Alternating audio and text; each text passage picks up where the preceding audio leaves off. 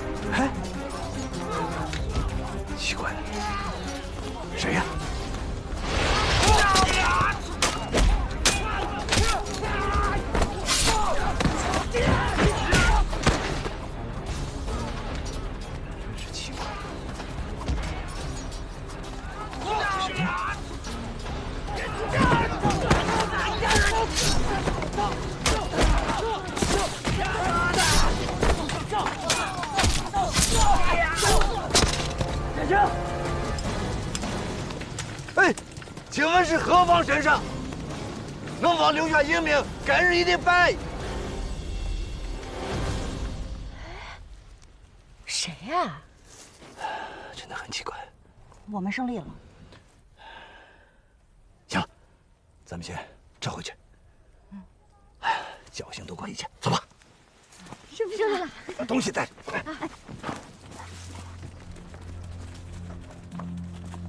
王站长，王站长，大家没事吧？没事。走，我送你们出去。好，好，走。今天的第一个节目，弹词杜十娘。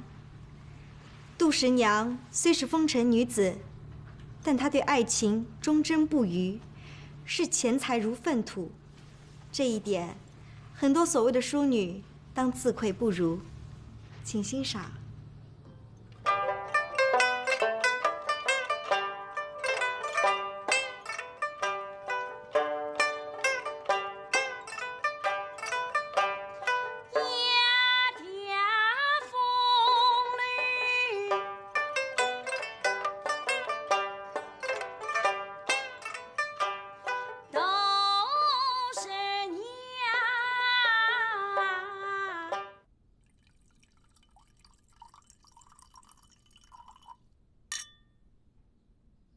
报告，云子小姐，请原谅，紧急通报。进来。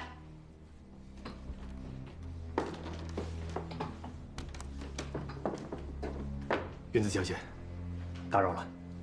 松井将军来了，在客厅等你呢，请您过去一趟。怎么？我义父来了？什么时候？刚到。他怎么事先也不通知一声？ 好，好，好，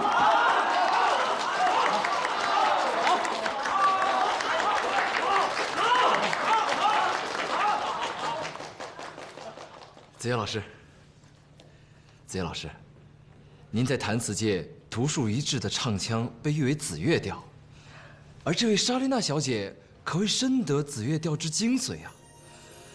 嗓音清丽，行腔委婉，韵味醇厚。 杜十娘全曲29句264个字，紫月调始终融会贯通于她的弹唱之中，真不愧是名师出高徒啊！韩先生弹词唱得好，还懂得鉴赏与评价，我非常高兴。哎呦，子夜老师，您过誉了，来，我敬你一杯。中国人的评弹真是太让我享受了。你说什么？中国人的评弹？这句话听上去，你好像不是中国人。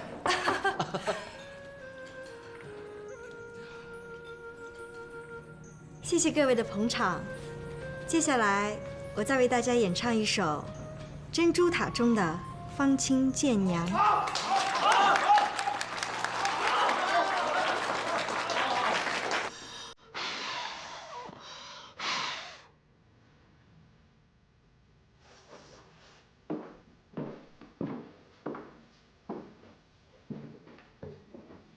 来，干杯！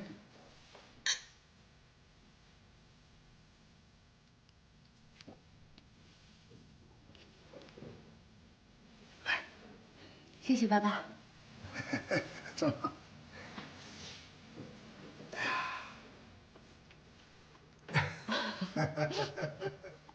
不知道子越老师是否愿意为我俩引荐一下？好啊，等我和莎莉娜师徒重逢之后，就介绍你和她认识，你们就结为师姐弟吧。虽然你比她大，但是她先入山门，理当师姐。我懂，我懂。哎呦！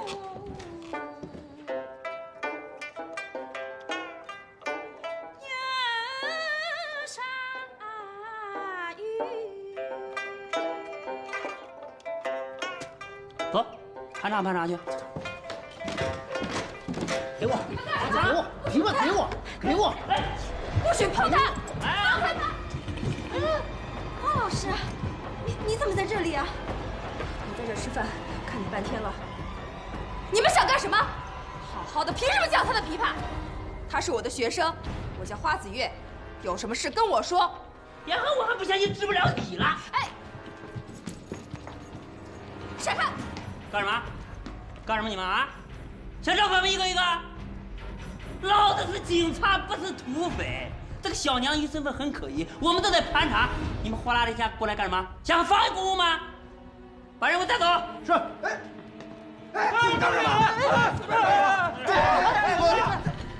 干嘛？你干什么？谁让你随便抓人了？哎呀，还烦了！你们让我闪开！我找了。这，哎呀，你干什么？别走！哎。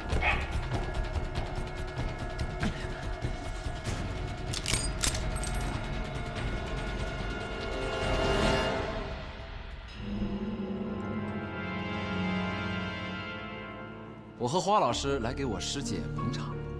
今天她头一次在迎宾楼摆场子，希望警察先生多多包涵，给我师姐个面子，怎么样？师姐，朋友，你哪条道上的？我凭啥给他面子？刚才我担心枪一响，事情闹大了，出手有点重。要不这样，今天您和弟兄们的花费都算我的。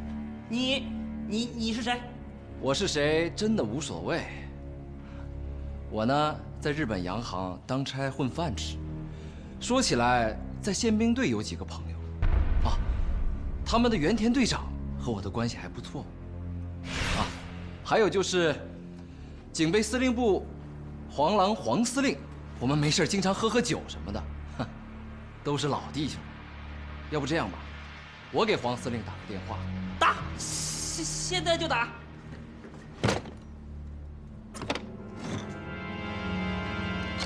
齐春这个反战同盟的秘密成员被暗杀之后，我虽然不知道这个杀手是谁，我一直想找个机会庆贺一下。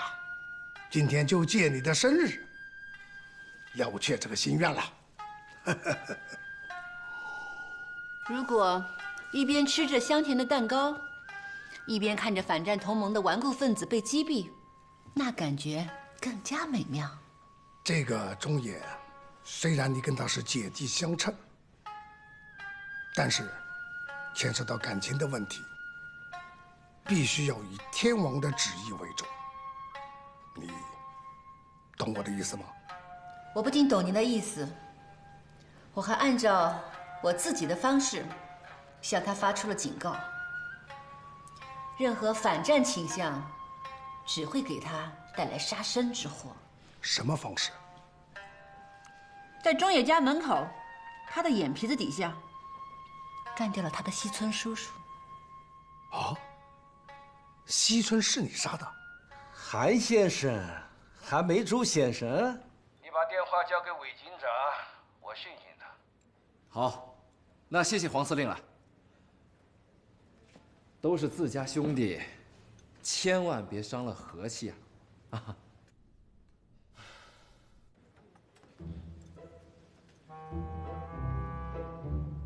能把他查牢了。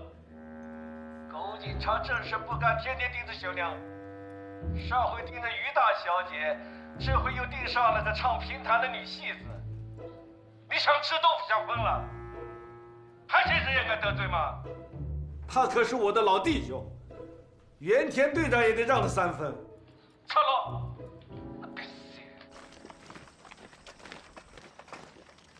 打身上了啊！水根，水根，水根！喂，营长，什么事？通知伙房，准备黄酒和羊汤。今天过瘾，宰了10来个鬼子，还弄来挺歪把子，咱们好好庆贺一下。好嘞，去吧。大小姐还真有预见性，要不是前晚来找咱们暗中护卫，今天他们可真悬了。哎，那都是些什么人？干什么的？他不让问，我也懒得问他。估计是共党的什么组织吧。不过，今天喊我们好汉通明的人，我倒觉得很面熟。可惜没看清楚。算上今天，你是第3次出手相救了，有点痴汉的家婆的意思。1、2不过3，下次我可就没那么好说话了。也是，路上听你说了和大小姐的事情，我都有些为你叫冤。没想到你从黄埔就开始追她，到今天快6年了吧？结果你求婚她不答应，她求援，你有求必应。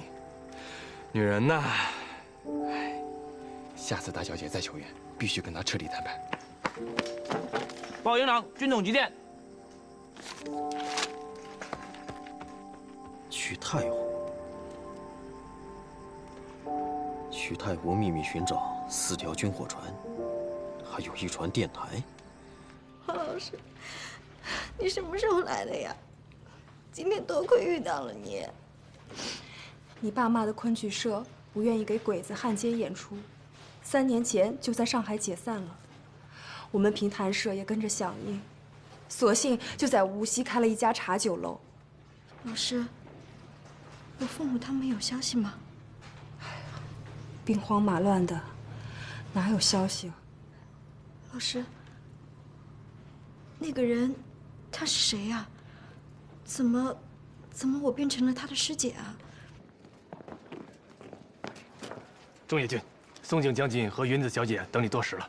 嗨。中野君，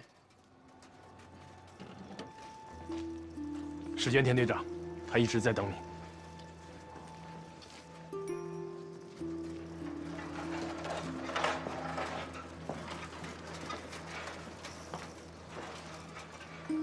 原田阁下，有什么事情吗？中野君，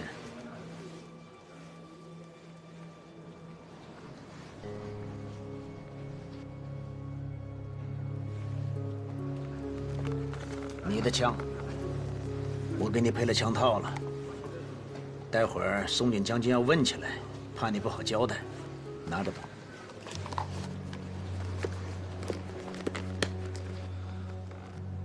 他怎么会在您这里？你现在是帝国的军人，3线秦的，与你的身份很不相符。那个掌柜的呢？私藏皇军枪支，已经被宪兵队处决了。什么？处决了？原田阁下，你怎么能为这样的事情杀人呢？你的错了，杀害那个掌柜的是你。我？怎么会是我？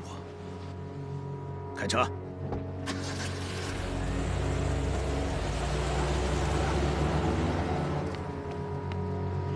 怎么是我杀了掌柜的呢？原田说的对，是我杀了人，是我用这把枪跟秦行的伙计换了3弦，我害了他，是我害了他。太好了，这底牌不能漏啊！于慧，你这情报送来的太及时了，我们洪湖行动刚刚开始，哎，这就迎来了一个满堂红，把前2天的晦气那是一扫而空。哈，好，上官，马上给袁部长发报，通告今天的收获。好。哎，于慧，这个电台船是小鬼子截获的，他们为什么把这个船交给黄狼的警备司令部看管？你问过吗？问过，鬼子最大的、守备最森严的平门码头船满为患了，没有地方停泊电台船，所以只能暂时存放在警备司令部的胥江码头上。哦，是这样。电台船停在警备队的码头上，倒是件好事儿，便于咱们夺船。我还是比较了解黄司令带的这支队伍，那就是一群乌合之众，当兵纯粹是为了吃军饷，没什么战斗力，装备不怎么样。如果我是黄司令的话，按常规，我会把电台从船上卸下来，另找地方保管起来才安全。停靠在码头上的那条船，不会是条空船吧？应该不会。黄司令对他的部下说：“把共军的这条船给我看好，出了事情我要你脑袋。”那如果是艘空船的话，看好它有什么意义？一条空船又能出什么事情？更谈不上要他部下的脑袋呀。你的意思，这电台还在船上，所以黄司令强调要看好船。我还听二姨太闲聊时说，这船是暂时存放在胥江码头上，随时都可能会开走。那如果随时都可能会开走，这20部电台就的确没有必要搬上搬下的忙活了。20台崭新的电台，就这么露天的放在船上，这也太滑稽了，这不等着让人来抢吗？准确的说，这20部电台不是露天堆放在船上，而是整齐地排放在船舱内。甲板上有8个大木箱，这8个大木箱里边装满了迫击炮和山炮的炮弹，而这箱子标明的却是纺纱机配件，目的地汉口码头。这些木箱全用扇布盖着。你怎么会这么清楚啊？废话，我在上海装的船，这5条船哪条船装的什么，里边是怎么装的，我是一清二楚。不过现在说这些也没什么用了。这样吧，我们还是想办法上码头啊，眼见为实。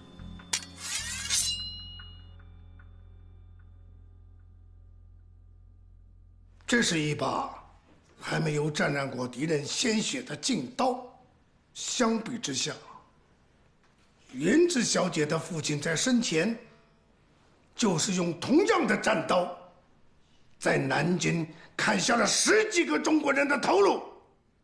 因此，天皇裕仁和我这个老兵，希望你用支那人的鲜血来涂染这把战刀，让这把战刀闪耀着血红的光芒。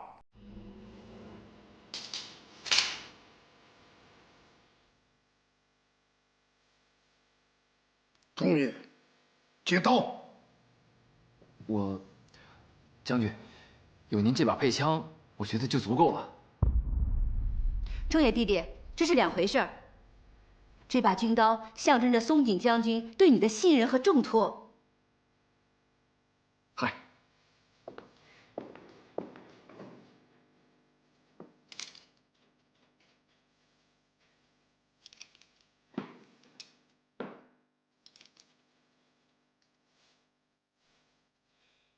谢谢将军的信任和重托。拿着这把战刀杀敌立功，够为你令尊的在天之灵。我的同盟校友，你能做到吗？能，请学长和将军放心。好，很好，很高兴你成为这把战刀的新主人。这把战刀唯一的遗憾就是没有沾染过支那人的鲜血。而这个遗憾，只有你才能弥补，因为这把战刀的原主人就是你的父亲，中野正雄。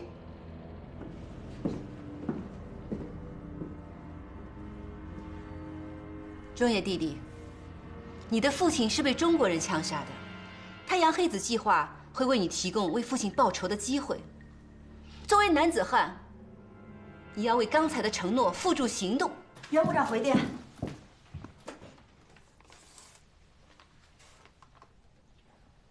新闻误传下落甚好，对其监视而勿动。当下先查家贼，不然永无宁日。待命。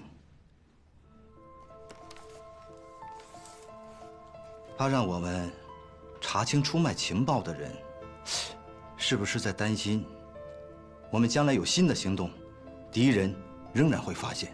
不把出卖情报的人给揪出来，咱们干什么事儿他们都会知道。我就经常感觉到，咱们身后有双眼睛。是。哎，不过，咱们身后也经常有贵人相助，你们感觉到了吗？第一次是杀掉阿三撤离的时候，得到几个男人的救助，至今也不知道这几个男人是哪条道上的，为什么要出手相助？今天这几个黑衣人，也是让人琢磨不透。你说这事儿怎么会那么巧呢？哎，上官，你也说说嘛。几次被贵人相助，你认为他们会是什么人？有贵人相助是件好事，没必要再讨论了。我们还是说说船的事情吧。我觉得首长让我们把船的事情先放一下的意见不妥。我也觉得有些不妥。华峰今天一再叮嘱我们，请首长赶快制定计划，把船尽快地转移出太湖，免得夜长梦多。今天我们也看见了，小鬼子在太湖上活动的那是非常厉害。我的意思是，两个方面要同时行动起来。叛徒呢要查，这是对的，但是船呢，我觉得也要抓紧时间的去抢夺或者转移。这好不容易才找到，别再丢了。那到底是先抢夺电台，还是先转移军火？指导员给拿个主意吧。要是确定电台还在船上的话，我倒倾向先夺电台。这电台太重要了。问题是怎么进入须江码头实地侦查？于慧，还得靠你多想办法了。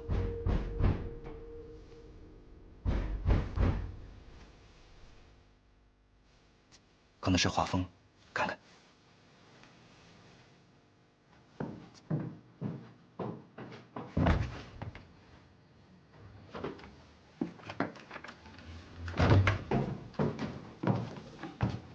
不好了，我在无锡的3个秘密联络点都被破坏了。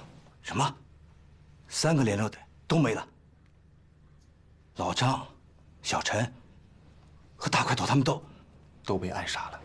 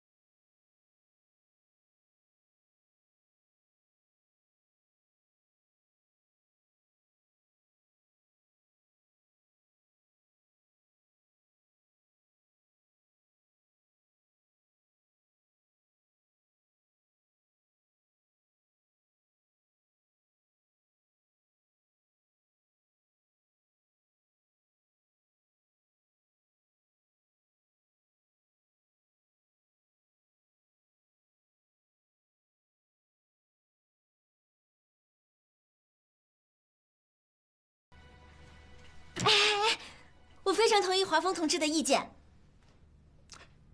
一说到吃北极，你就来劲，忘了袁部长的话了吗？无锡现在是铁定出了叛徒，池北吉和交通站关系十分密切，叛徒十有八九认识他，所以池北吉极有可能已经被敌人列为重点监视对象了。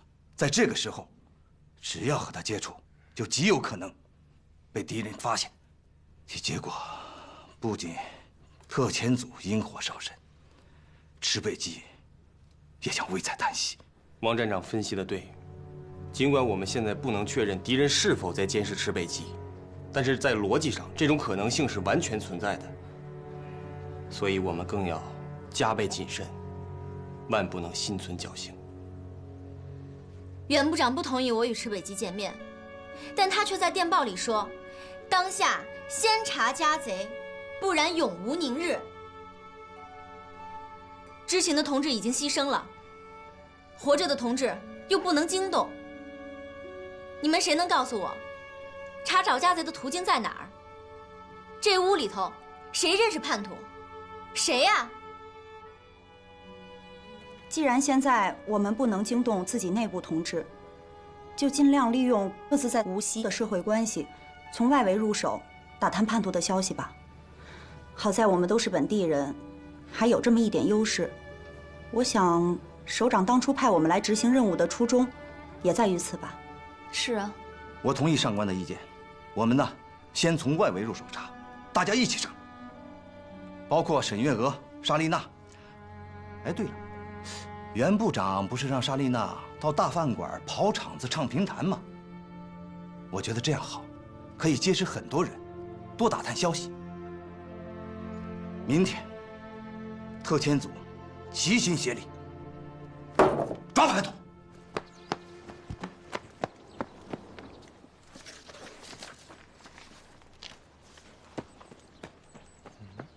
抓叛徒？什么事儿？军统急电，命令咱们协助共军抓捕一名投靠特高科的叛徒。协助共军抓叛徒？对。什么时候？明天夜里。电报里有具体指示。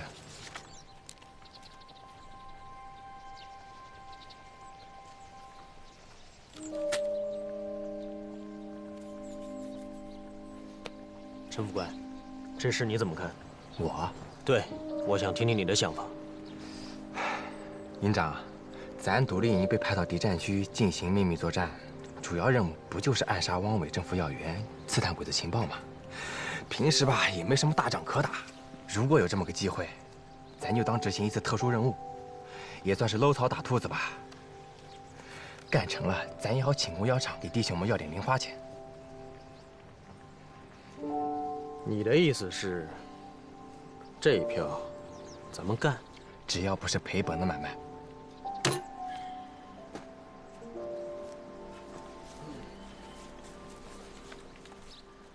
前2天来电，命令咱们帮着共党找军火船，今天又命令咱们帮着共军抓捕叛徒。我这个军统直属独立营营长，都快成共军营长了。我估计，可能是跟共党那些军需船有关系吧。但是，协助共军完成这个行动，肯定会对党国有利。军统嘛，向来是无利不起早。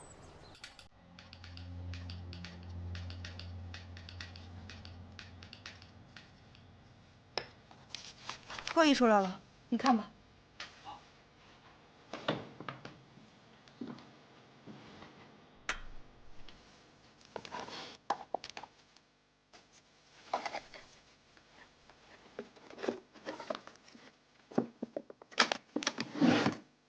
无锡交通站出了叛徒，军统怎么会知道？这电文是不是破译错了呢？你这话说的，让我这个无线电专家情何以堪呀？你别介意，我是说，我们没有查出叛徒来，哎，却让军统给查了出来，这心里边总觉得有些别扭。你别扭什么？国共合作呀。再说，人家军统在无锡也有自己的卧底跟演习。那这军统的手伸得也太长了吧？就算是国共合作，我们内部出了叛徒，也用不着他们来抓嘛。他们只要把情报通报给我们，不就行了吗？而且，而且这个电文上也只有这个叛徒的代号、地址、姓名、年龄、体貌特征，什么都没有。姓名、年龄、体貌特征要是都有的话，那叫通缉令，不是密杀令。再说了，人家这份情报本来也不是给你的，是给人家自己在西的敌后武装，人家自己人看得懂不就行了吗？这国军呀，在苏西有3、4支大小不等的敌后武装，你说这电报是给谁的？说不定啊，我还认识他们呢。这种绝密的电文，一般都没有抬头和落。但愿不是我那个老冤家，叛徒坚决不能落在他的手。你有什么打算吗？抓！既然这个叛徒已经投奔了特高科，那我们就先假定，出卖军需船情报的就是他。假定？你有什么依据吗？叛徒投奔特高科，那是需要资格的。如果他拿不出极具参考价值的情报来，这日本人根本就不会理睬他。现在这个叛徒，他已经投奔了特高科，那么我们就会有理由怀疑，军需船这样重要的情报就是他出卖的。这种叛徒必须要铲除。等到明天晚上，我真是怕夜长梦多。这样，咱们就今天晚上行动。今天晚上？但是情报中说，明天晚上在叛徒的家中有一个私人聚会，那才是最佳的抓捕时机。用你的话说了，他这封电报他又不是发给我的。明天晚上那是国军的最佳时间，而我的最佳时间就是今天晚上。我们自己的叛徒就得自己处理，这个叛徒绝对不能落到国军的手上。只要他一出现，立即动手，知道吗？这是个千载难逢的机会，再冒险，我们也得干。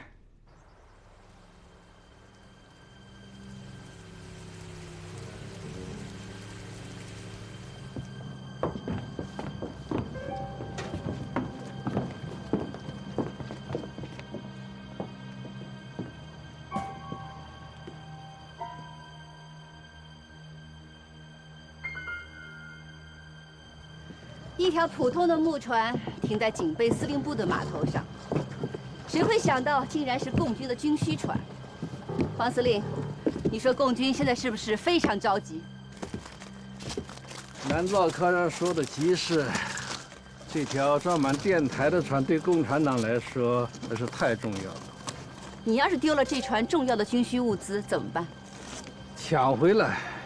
不过这条船停在我管辖的码头上，共产党应该彻底死心了。不，我不希望共军死心，我希望他们来抢这条船。难道科长，我不太明白你的意思。怎么才能让共军靠近这条船？或者，怎么才能让共军认为，抢走这条船是有把握的，起码是值得去试一试的事情？莲花，还记得那天你说起这些船的时候，你发火的事情吗？一共5条船，随船护卫不过10来人，皇军兵强马壮，船坚炮利，又在自己的地盘上就可怜巴巴捡回1条船，这简直是授人以笑柄！大日本皇军就这等战斗力？我今天可以告诉你，这4条船不是共军本事大，是他们自己逃脱的。那是上帝让他们逃脱的。那个上帝就是我，是我把他们放走的。放了。为什么放走？不是放走，是放进太湖。太湖是内陆湖。那4条船想要北上苏北抗日战场，最终还是要走运河入长江，而皇军控制了所有的运河河道和长江下游沿线。这4条船只要进了太湖，就等于是瓮中之鳖，插翅难逃。这太冒险了吧？那毕竟是4船满满的军火呀。我对军火不感兴趣，就算落入共军之手，又能打几个胜仗？那你感兴趣的是共党分子。那4条船看似放走，其实仍在我的掌控之中。但共军的首脑不会这么认为，他们会认为还有希望夺回这4船金火，包括黄司令看守的这船电台。这样，共军首脑就会大批的调动共党的各路人马，为夺回这5条船齐聚苏南、无锡等太湖流域。那时，我特高科不就大有用武之地了吗？你是放长线钓大鱼，钓不钓大鱼，我倒不奢望。准确的说，应该是欲擒故纵。我就是想借此机会大批的抓捕共党分子。相反，如果当初我把这5条船全部截获，共党的首脑必定认为没有希望再夺回这条船。那这条船为什么不放走？全都放进太湖，共军在无锡城里的活动就会减少，不利于我们对他们的行动进行监控，更不利于抓捕。考虑到你的情报站设在无锡城里，我就把这条船停在无锡码头，这样，共军派来夺船的你的那些同志们，必然会到无锡城里来找你接头。难道科长，昨日有10几位太军在三三岛的竹林里被杀，这是否说明共产党开始行动了？没错，一切都在我的预料之中。好戏很快就要上演了。明白了，太湖那4条船是鱼饵，这条船是鱼钩，我是鱼食，你是渔翁。一点就通，天才。那你索性来印证一下我的思路。如果把这条船停在黄司令的码头上，你觉得合适吗？你刚才说正发愁怎么才能让共军靠近这条船，就黄司令这破码头，连起码的防御措施都没有。别说共军靠近他们易如反掌，就连太湖湖匪，要是知道这儿停了一艘军需船，也敢连夜抢他，还发什么愁啊？你我真是心有灵犀。原来把这艘船停在我管辖的码头上，是故意给共产党露出个破绽了。西江码头薄弱的防御措施，非常容易迷惑共党。他们会误以为这里易攻难守，而下定决心前来夺船。到那个时候，我们只需把通往长江的水道牢牢地堵死，剩下的就是瓮中捉鳖了。黄司令，我可得提醒你啊，自从皇军灭了顾大麻子，他的压寨夫人顾二娘可就跟皇军结下了梁子，不寻机报复才怪呢。现在活跃在太湖上的这支队伍，可不是当年顾大麻子的湖匪队伍，已经让顾二娘改编成了太湖自卫队了。听说跟新四军的太湖游击队还有过来往。顾二娘虽说是一介女流，可手下已经有100多人了，个个都是熟悉水性，动起手来心狠手辣，来无踪去无影，不得不防啊！快点，快点，快点，都上船，上船！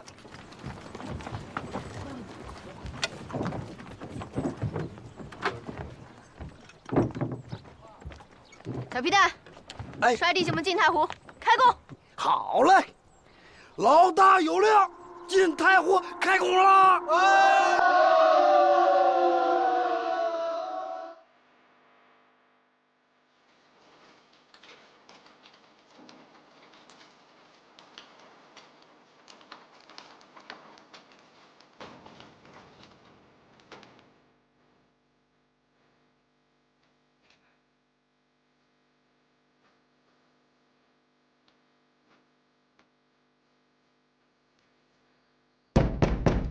！25号，25号，你开门啊！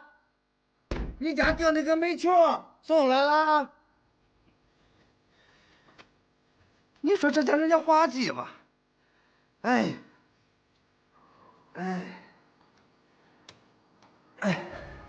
在个煤球店订了煤球，他自己到现在也不回来，都跑了3趟了，我累死我了。我是说，真快把我给累死了。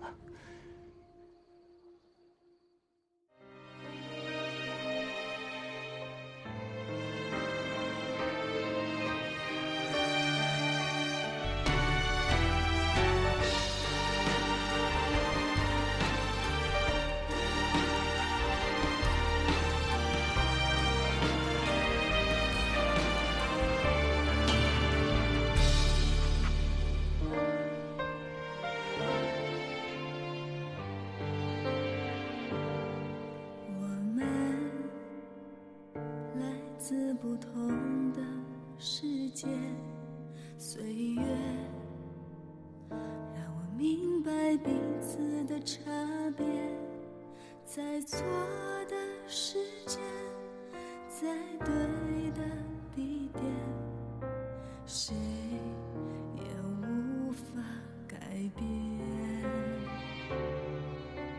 风没听到我在哭泣，雨没体会我的焦虑，剩下的只有各自的使命，最后孤身远去。我不想哭，我不能再继续把我的爱丢弃在有情黑夜里，